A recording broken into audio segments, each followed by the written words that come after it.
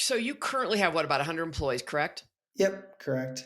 Tell me a little bit about you've talked a little bit about, mistake you made. You had a layoff, a little bit more than 25% of your about 25% of your people at Yeah. one point. But aside from that, tell me a little bit about your talent strategy, what's worked for you, what hasn't worked for you, and what you've had to change. Yeah, for sure. I think a lot of it goes back from it, like for many entrepreneurs, what are your roots of where you got started? So you have Mhm. to take into account, I was a sophomore in college who was a biology major who decided he was going to start a marketing tech company. And I didn't know how to code and I'd never taken a business class, didn't know accounting, finance, any of those things. And so I can remember being there the summer after my sophomore year when we decided we were going to work on the business all summer. And I remember thinking, okay, what should I do? Should I go learn to code? Should I go learn finance? Should I go Mhm. learn, any of these things? And I just decided I thought my superpower could be recruiting the team and building the culture, right? And part of that was the logical point of, okay, if I learn to code, I only know half of it. What about the whole other business half of it? Or Mhm. vice versa. If I go learn the business half of it, I don't know how to code, et cetera. And I had an amazing eighth grade science teacher who totally changed my life. I actually still run a nonprofit with him today. We do Mhm. leadership education for high school students. So we run Yeah. a week long leadership academy in the summer. And he really gave me both the confidence and I think really like the tool set, the skill set to feel like I could be a really positive leader. And Mhm. so that was the decision I made. I decided I'm going to go recruit everyone. And if I just create an amazing culture, the rest will figure itself out. I would say that was like 90% true because you still need, I learned over time, like you do still need a good go to market strategy and a good product and good, other tactical things. But Mhm. so I have been really focused on just how do I create the most amazing culture since day one. And Mhm. a couple of the principles for that for me, I remember our very first meeting, I wrote on the board, what you put in is what you get out, which is one of the sayings my eighth grade teacher would always use that, Mhm. to me applies to anything you do in life, but definitely what you want to do in business. Mhm. And to me, it was basically, I want to structure everyone's role at Jebbit where they feel like if they give this everything they have, they're going to get a lot out of it. Right.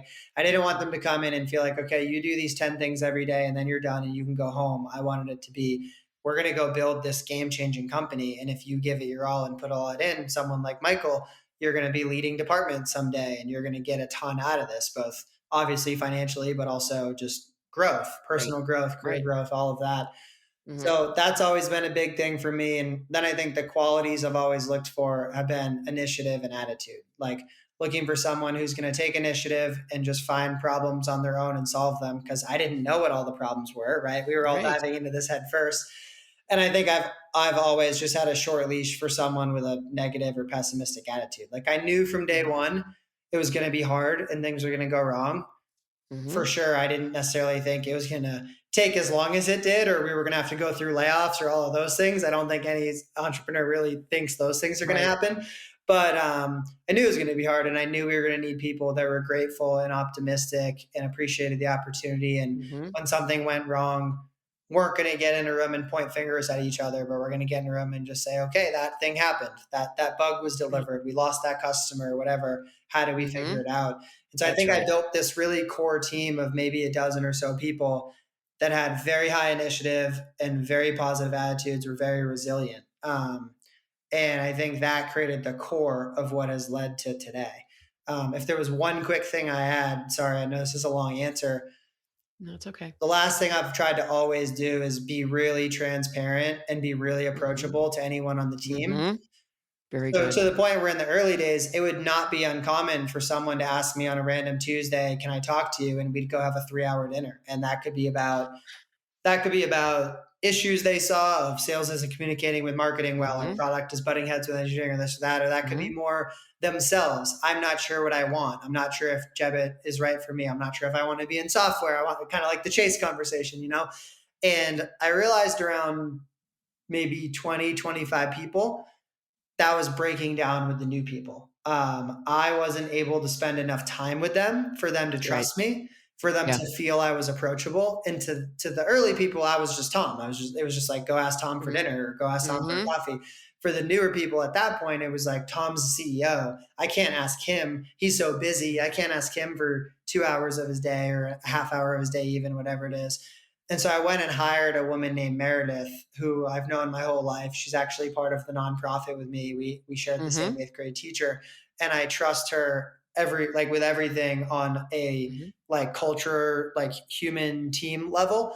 And so she's been with us since we were 25 people, and she now runs our whole people team, recruiting process, onboarding, all of that.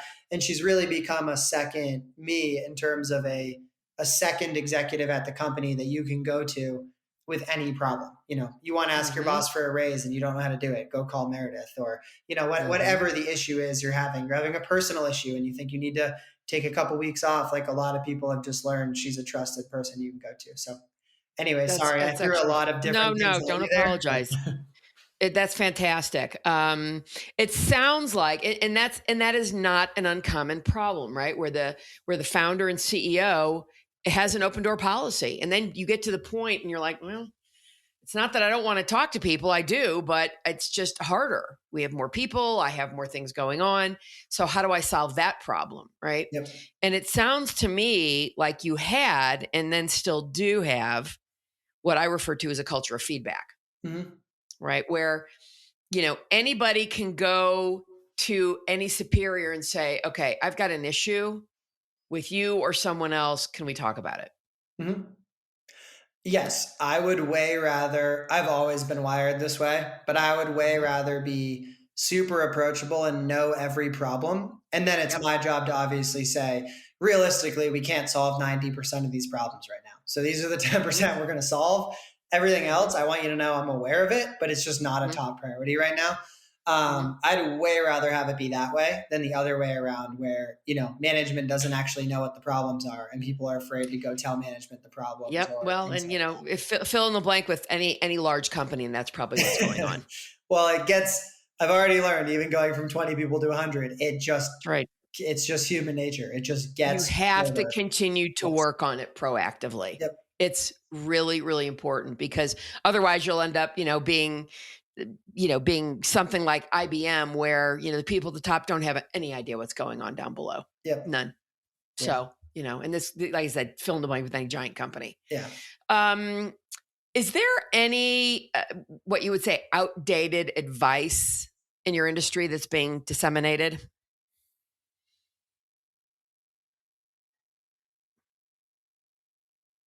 Like in the marketing industry specifically, or just for entrepreneurs, or? No, in your industry, not for entrepreneurs, in the marketing industry. Companies who are doing things similar to what you're doing. I think the first thing that comes to mind for me is this idea of like big data, and you need to get as much data as possible. I think from our learnings and what we've seen customers do in this case studies we've run, like more data doesn't mean it's better. Especially if you don't have a plan of what to do with it. And asking more questions doesn't mean it's better. I remember meeting one company that I will not name for obvious reasons. And they told me, it was a razor company, a men's razor company. And they told me, we hired this third-party agency, and we just figured out the 138 things we should know about every man to know how to sell him razors better. And I was 138. I was like, okay, where is this going? And then they said, but we know that obviously no guy is going to sit down and do a 138 question survey. So we've broken it up into 3 40-question surveys that we're going to distribute over time. And they were proud of themselves for this work they were putting in and things like that. And what we're seeing time and time again, it's like 2, 3, maybe 5 data points that will control 90% of the personalization you're going to do to someone, right? If you know, and every industry is different, but if you know XYZ about your customer, you can send them personalized emails, personalized ads. And the other 100 data points beyond that, sure, they might give you a little bit more incremental lift, but it's not worth it. It's not worth the time and energy. It's not worth pissing the customer off trying to get data points 57 through 94 or whatever. And so I think this concept of thinking about smaller data, but being really thoughtful about the data points you collect, I think is, I guess big data is the outdated piece is what I'm saying. Carol Schultz here. Thanks for watching this excerpt from Authentically Successful. The conversation doesn't end there. So if you want to hear this episode in full and all my conversations with many other successful founders and CEOs, please visit verticalelevation.com/podcast.